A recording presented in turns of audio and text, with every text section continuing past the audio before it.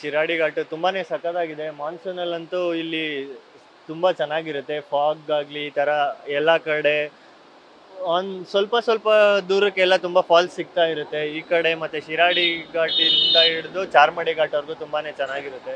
ಮಾನ್ಸೂನಲ್ಲಿ must experience ಅಂತಲೇ ಹೇಳಬೇಕು. ಕಾರಲ್ಲಿ ಬರೋದಕ್ಕಿಂತ ಎಲ್ರಿಗೂ ಏನು ರಿಕ್ವೆಸ್ಟ್ ಮಾಡೋದು ಅಂತಂದರೆ, ಕಾರಂತೂ ಮಳೆಗಾಲದಲ್ಲಿ ಬೇಕು, ಬಟ್ ಬೈಕಲ್ಲಿ ಎಕ್ಸ್ಪೀರಿಯನ್ಸ್ ಮಾಡೋಕ್ಕೆ ತುಂಬಾ ಚೆನ್ನಾಗಿರುತ್ತೆ. ಎಲ್ಲರೂ ತುಂಬಾ ಹುಷಾರಾಗಿ ಬಂದು, ನಾವು ಫ್ರೆಂಡ್ಸ್ ಬಂದಿದ್ದೀವಿ, ನೆನ್ನೆ ಬಂದಿದ್ವಿ, ಇವಾಗ ರಿಟರ್ನ್ ಹೋಗ್ತಾ ಇದ್ದೀವಿ. ನಿನ್ನೆ ಬೆಳಿಗ್ಗೆ ನಾವು ಅರ್ಲಿ ಮಾರ್ನಿಂಗ್ ಒಂದು 5 o'clock ಸ್ಟಾರ್ಟ್ ಮಾಡಿದ್ವಿ ಬ್ಯಾಂಗ್ಳೂರಿಂದ. ಬರ್ತಾ ತುಂಬಾ ಚೆನ್ನಾಗಿತ್ತು. ಎಲ್ಲರೂ ಮಸ್ಟ್ ಎಕ್ಸ್ಪೀರಿಯನ್ಸ್ ಅಂತಲೇ ಹೇಳಬೇಕು. ಅಲ್ಲೆಲ್ಲಾಗಲಿ ಫಾಲ್ಸ್ ಆಗಲಿ ಮತ್ತು ನೈಟ್ ಫಾಗ್ ಆಗಲಿ ಎಲ್ಲ ತುಂಬ ಚೆನ್ನಾಗಿರುತ್ತೆ ನೋಡೋಕ್ಕೆ.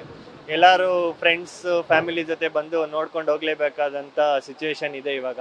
ಬೇರೆ ಟೈಮಲ್ಲಿ ನೋಡೋದಕ್ಕಿಂತ ಇವಾಗ ನೋಡೋದಕ್ಕಿಂತ ತುಂಬ ಗ್ರೀನರಿ ಕಾಣ್ತಾ ಇರುತ್ತೆ. ಮತ್ತು ಅಲ್ಲಲ್ಲಿ ಫಾಲ್ಸ್ ಎಲ್ಲ ತುಂಬ ಚೆನ್ನಾಗಿರುತ್ತೆ ನೋಡೋಕ್ಕೆ. ಹಾಂ, ಇದೆ, ತುಂಬ ಫಾಲ್ಸ್.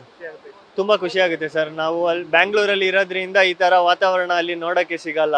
ಈ ಪೊಲ್ಯೂಟೆಡಿಂದ ಅದೇ ಕೆಲಸ ಅದೇ ಇದರಿಂದ ಹೋಗಿ ಒಂದು 2 days ಈ ಕಡೆ ಬಂದೋದ್ವಿ ಅಂದರೆ ತುಂಬಾ ರಿಲ್ಯಾಕ್ಸ್ ಆಗಿ ಕಾಮ್ ಆಗಿ ನೇಚರ್ನ ಎಂಜಾಯ್ ಮಾಡ್ಬೋದು.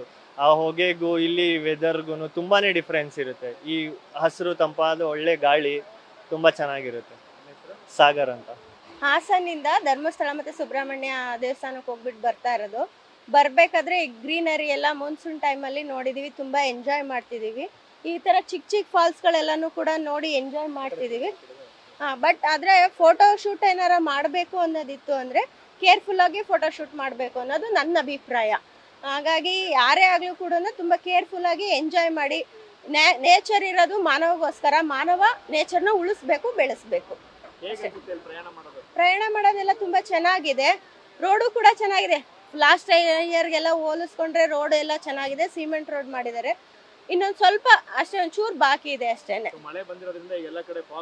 ತುಂಬಾ ಚೆನ್ನಾಗಿದೆ. ಹಸಿರು ಅನ್ನೋದು ತುಂಬಾ, ಅದು ಪ್ರಕೃತಿ ಅನ್ನೋದು ತುಂಬಾ ಚೆನ್ನಾಗಿ ಕಾಣಿಸ್ತಾ ಇದೆ.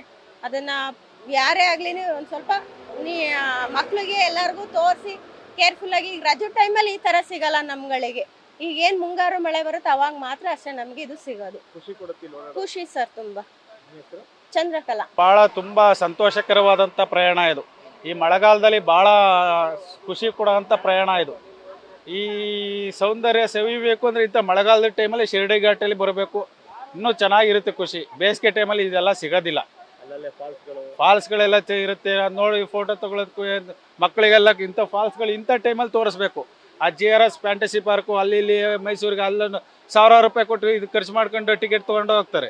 ಅಲ್ಲಲ್ಲಿ ಏನೂ ಸಿಗೋದಿಲ್ಲ. ಅಲ್ಲಿ ಇಂಥ ಮಳೆಗಾಲದ ಟೈಮಲ್ಲಿ ಬಂದರೆ ಮೇಲಿಂದ ಬೀಳೋ ಮಳೆ, ಇಂಥ ಪ್ರಕೃತಿ ಸೌಂದರ್ಯ, ಹಚ್ಚ ಹಸಿರು ಮತ್ತು ಫಾಲ್ಸ್ಗಳೆಲ್ಲ ನೋಡೋಕ್ಕೆ ಭಾಳ ಖುಷಿ ಕೊಡುತ್ತೆ. ಇಲ್ಲಿ ಪ್ರಯಾಣ ಮಾಡೋದೇ ಗೊತ್ತಾಗೋದಿಲ್ಲ ಇದು ಭಾಳ. ಅಂದರೆ ಈ ಪ್ರಯಾಣ ಮಾಡೋಕೆ ಕೇರ್ಫುಲ್ಲಾಗಿ ಪ್ರಯಾಣ ಮಾಡಬೇಕಾಗುತ್ತೆ. ಈ ಥರ ಫಾಲ್ಸ್ ನೋಡೋಕ್ಕೆಲ್ಲ ಖುಷಿ ಆಗುತ್ತೆ. ಖುಷಿ ಖುಷಿ ಖುಷಿ. ಸಾಮಾನ್ಯ ಮಳೆಗಾಲದಲ್ಲಿ ಮಾತ್ರ ಇದು ಸಿಗೋದು, ಇನ್ಯಾವಾಗಲೂ ಸಿಗೋದಿಲ್ಲ. ಇನ್ನೊಂದು 2 ತಿಂಗಳು ಮಾತ್ರ ಇದು ಈ ಸೌಂದರ್ಯ ಸಭೆಗೆ ಅನುಭವಿಸೋಕ್ಕಾಗೋದು. ಬಾಕಿ ಟೈಮಲ್ಲಿ ಸಿಗೋದಿಲ್ಲ ಅದು. ತಾರೇಶ್ ಕುಮಾರ್. ಇನ್ನು ಕಾಮಗಾರಿ ಎಲ್ಲ ಹಂಗೆ ಪೆಂಡಿಂಗ್ ಇದೆ. ಅದಕ್ಕೋಸ್ಕರ ನಮಗೂ ಮಳೆ ಬಂದರಿಂದ ತೊಂದರೆ ಆಗ್ತಿದೆ.